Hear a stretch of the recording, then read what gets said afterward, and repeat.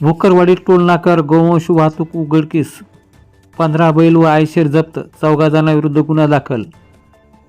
दरम्यान तपासी अधिकारी यांनी दिलेल्या माहितीनुसार दोघा आरोपीस मालेगाव येथून बेड्या ठोकून आज माननीय न्यायालयापुढे उभे केले असता 10 दिवसाची सुनावणी पोलीस कोठडी.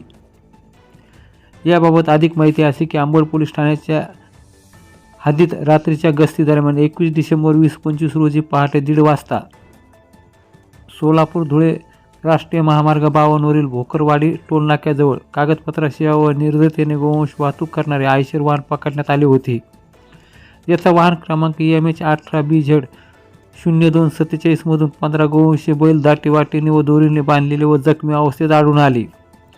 पोलिसांनी सुमारे 11,65,000 रुपयाचा मुद्देमाल गोवंश व वाहन जप्त केला.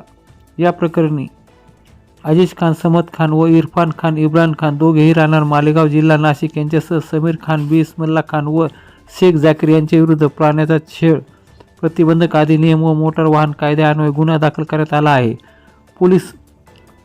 पोलीस ठाणे अंबडचे बीट अंमलदार अविनाश नरोडे यांच्या फिर्यादीवरून सदर गुन्हा दाखल करण्यात आला असून तपासी अधिकारी तथा पोलीस उपनिरीक्षक छोटूराम ठुबे यांनी दिलेल्या माहितीनुसार मालेगाव येथून 2 आरोपीस उचलून त्यांना आज अंबड येथील माननीय न्यायालयापुढे उभे केले असता त्यांना माननीय न्यायालयाने 10 दिवसाची पोलीस कोठडी सुनावण्यात आल्याची माहिती तपासी अधिकारी ठुबे यांनी दिली आहे.